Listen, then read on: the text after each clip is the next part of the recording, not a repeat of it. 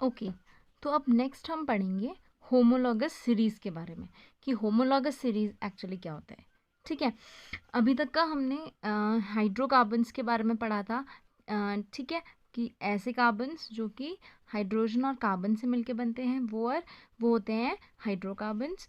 और फिर हाइड्रोकार्बन्स के टाइप्स जो कि थे एल्केन्स, एल्कीन्स और एल्काइंस। ठीक है, तो कैसे हाइड्रोकार्बन्स कंपाउंड्स होते हैं, कैसे उनका स्ट्रक्चरल फॉर्मूला होता है और कैसे उनका मॉलिक्यूलर फॉर्मूला होता है, वो हमने पढ़ लिया था। ठीक है, अब नेक्स्ट है कि होमोलॉगस सीरीज बेसिकली क्या होती है। तो देखो, ये कह रहा है series of organic compounds having the same functional group and chemical properties and successive members differ by a CH2 unit or 14 mass unit are known as homologous series. Okay, तो अब देखते हैं पहले इस लाइन का क्या मतलब है और फिर हम समझेंगे इसको एग्जाम्पल के तौर पे कि एग्जैक्टली ये क्या कहना चाहता था। ठीक है, तो देखो, ये कह रहा है series of organic compounds having same functional group and chemical properties.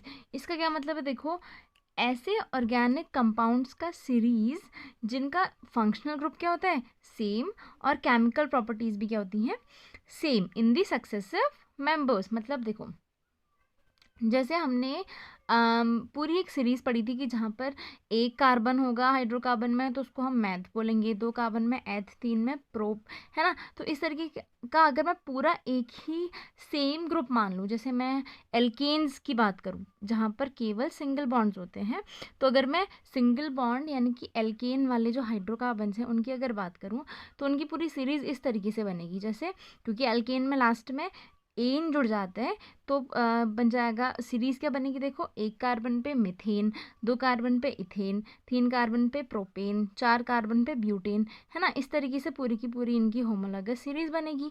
तो ये कहता है एक ऐसी सीरीज़ जिसके अंदर जितने भी ऑर्गेनिक कंपाउंड्स कंपाइल हो रहे हैं उन सबका फंक्शनल ग्रुप क्या होना चाहिए, सेम होना चाहिए। फंक्शनल ग्रुप का मतलब क्या है कि वो जिन जिन एलिमेंट से मिलके बने हैं वो सेम होना चाहिए। तो सब हाइड्रोकार्बन ही हैं, सब में हाइड्रोजन और कार्बन से ही मिलके बन रहे हैं, तो सेम फंक्शनल ग्रुप दिख रहा है हमें। और केमिकल प्रॉपर्टीज़ भी उनकी क्या होनी चाहिए, सेम होनी चाहिए। तो हमें कहीं ना कहीं मिलेगा कि उनकी केमिकल प्रॉपर्टीज़ भी सेम ही होंगी। क्यों? क्योंकि सारे के सारे जो एल्केन्स हैं हमारे वो बेसिकली एक ही तरीके से बन रहे हैं, मतलब सब में कार्बन कार्बन के बीच में सिंगल बॉन्ड है, मतलब कहीं कोई डिफरेंस नहीं है। तो अगर हम उनकी केमिकल प्रॉपर्टीज़ देखें या उनको रिएक्ट करवा के देखें तो सारे के सारे जो हमारे हाइड्रोकार्बन्स हैं वो एक तरीके से ही रिएक्ट कर रहे हैं। ठीक है, इन दी सक्सेसिव मेंबर, तो मतलब सक्सेसिव मेंबर का यही मतलब है कि पहले एक कार्बन का ले लो, फिर 2 कार्बन का, फिर 3 कार्बन का। इस तरह की जो पूरी सीरीज़ है उसमें जितने भी कंपाउंड्स कंपाइल हो रहे हैं वो सबका फंक्शनल ग्रुप सेम है, केमिकल प्रॉपर्टीज सेम है, तो इन्हें ही हम कहते हैं होमोलॉगस सीरीज़। मतलब इस तरीके की जो पूरी सीरीज़ होती है उसे हम कहते हैं होमोलॉगस सीरीज़।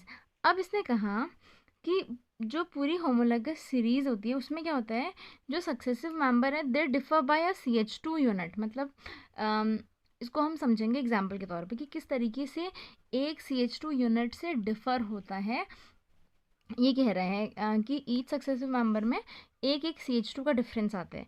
देखो कैसे, चलो मान लो हमने यहाँ पर होमोलॉगस सीरीज़ ली है एल्कीन्स की और एल्काइंस की। ठीक है, मैंने एल्केन के 4 कंपाउंड्स लिखे, एल्कीन के 3 और एल्काइंस के भी यहाँ पर 3 कंपाउंड्स मैंने इस तरीके से लिख लिए।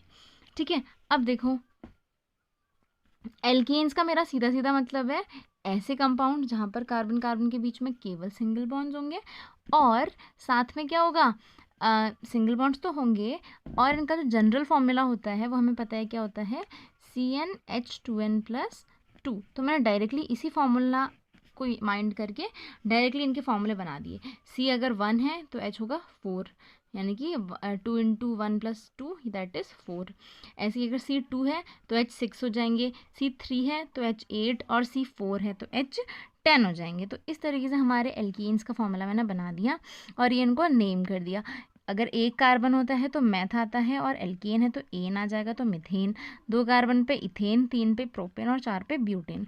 तो इस तरीके से एल्केन्स की एक सीरीज़ बनी है मेरी। ठीक है, अब ये बोल रहा है कि जो एल्केन की पूरी सीरीज़ बनी है ये एक तरीके से होमोलॉगस सीरीज़ है।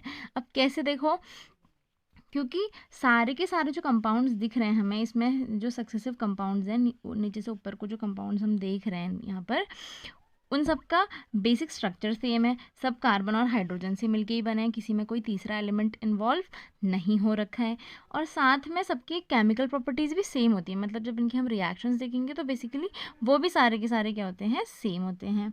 और तीसरी एक बात और है यहाँ पर कि इनमें क्या होता है, देखो हर एक सक्सेसिव ग्रुप में, देखो यहाँ पर जो मीथेन था उसका फॉर्मूला था CH4, ठीक है, इथेन का फॉर्मूला था C2H6। तो इसमें क्या डिफरेंस आया, देखो इसमें एक कार्बन था तो इसमें 2 कार्बन हो गए, यानी कि एक कार्बन बढ़ गया। और हाइड्रोजन कितने बढ़े, यहाँ पर 4 हाइड्रोजन थे तो यहाँ पे 6 हैं, तो यानी कि 2 हाइड्रोजन भी बढ़ गए। तो हम कह सकते हैं कि एक CH2 का इंक्रीमेंट हुआ जब ये एक सक्सेसिव ग्रुप से जब ये एक लेवल इंक्रीज हुआ, ठीक है। फिर यहाँ से नेक्स्ट देखो, ये C2 है तो ये C3 हो गया, यानी कि फिर से एक कार्बन बढ़ा। फिर C6 से H जो है वो 6 से 8 हो गया, यानी कि फिर से 2 हाइड्रोजन्स बढ़े, ठीक है। तो हम कह सकते हैं कि हर एक सक्सेसिव लेवल पे होमोलॉगस सीरीज के अंदर क्या होता है, एक एक CH2 का इंक्रीमेंट होता है, ओके। अब एक CH2 के साथ साथ ये कहता है कि 14 मास यूनिट मास का भी इंक्रीमेंट होता है। अब ये कैसे, देखो एक एक CH2 इंक्रीज हो रहा है वो तो हमें दिख रहा है, ठीक है। अब पहले ये हम एक एक CH2 दिख रहे हैं जो इंक्रीज हो रहा है वो हम एल्कीन्स में तो हमें दिख गया, पहले एल्कीन्स और एल्काइंस में देख लेते हैं।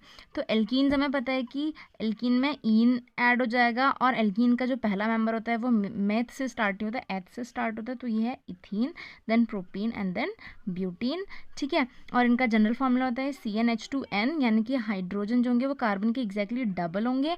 तो अगर C2 है तो H4, C3 है तो H6 और C4 है तो H यहाँ पर 8 होंगे, ओके। अभी इसके ही बेस पे कह रहा है कि देखो यहाँ पर भी हर अगले लेवल पे देखो एक कार्बन बढ़ा, 2 हाइड्रोजन बढ़े, 4 से 6 हो गया। ऐसे ही C3 से C4 हुआ तो यहाँ पर C6 से C8 हो गया, यहाँ पे 6 to 8 हो गया, तो यहाँ पे फिर से 2 हाइड्रोजन हमारे इंक्रीज हुए और इधर एक कार्बन इंक्रीज हुआ।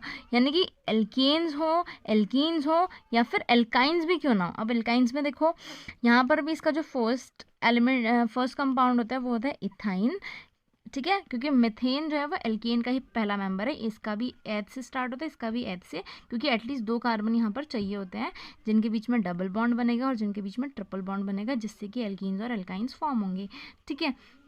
अब देखो यहाँ पर हमारा C3 आया और इसका जनरल फॉर्मूला था कि कार्बन के डबल से -2 हाइड्रोजन होते हैं, तो 3 का डबल होता है 6 का -2 कर दो तो 4, तो C3 है तो H4 हो जाएंगे, C4 है तो H6 और C5 है तो H8, ठीक है। तो यहाँ पर भी हर अगले लेवल पे देखो CH2 का ही इंक्रीमेंट हो रहा है, देखो कैसे, यहाँ पर C3 से C4 हो गया, एक कार्बन इंक्रीज हुआ, H4 से H6 हो गया, 2 हाइड्रोजन इंक्रीज हुए। यानी कि हर, चाहे वो एल्केन्स हो या एल्काइंस हो, अगर वो सीरीज होमोलॉगस सीरीज है तो वहाँ पर CH2 का इंक्रीमेंट हो रहा है, ठीक है। और इसी से हमें पता चल रहा है कि ये होमोलॉगस सीरीज ही है। एल्केन्स की भी पूरी सीरीज जो होती है वो होमोलॉगस होती है। सिमिलरली एल्काइंस की जो पूरी सीरीज होती है that is also homologous series, okay. अब ये कहता है कि 14 मास यूनिट भी इंक्रीज होता है, CH2 इंक्रीज होने के साथ साथ मास कितना इंक्रीज होता है हर अगले लेवल पे, 14 मास यूनिट। अब कैसे, देखो क्योंकि जो कार्बन का मास होता है ना, ठीक है, ये आप नेक्स्ट क्लासेस में पढ़ेंगे, लेकिन एक्चुअली ये जो है आपको एक बार के लिए कार्बन का मास लर्न कर लो, ठीक है। तो कार्बन का जो एटॉमिक मास होता है दैट इज 12, ठीक है, और हाइड्रोजन का मास होता है 1। तो यहाँ पर एक कार्बन है और 2 हाइड्रोजन है, तो एक हाइड्रोजन का अगर 1 होता है तो 2 हाइड्रोजन का मास कितना हो जाएगा, 2। तो टोटल मास कितना होंगे यहाँ पे 14 मास यूनिट, ठीक है।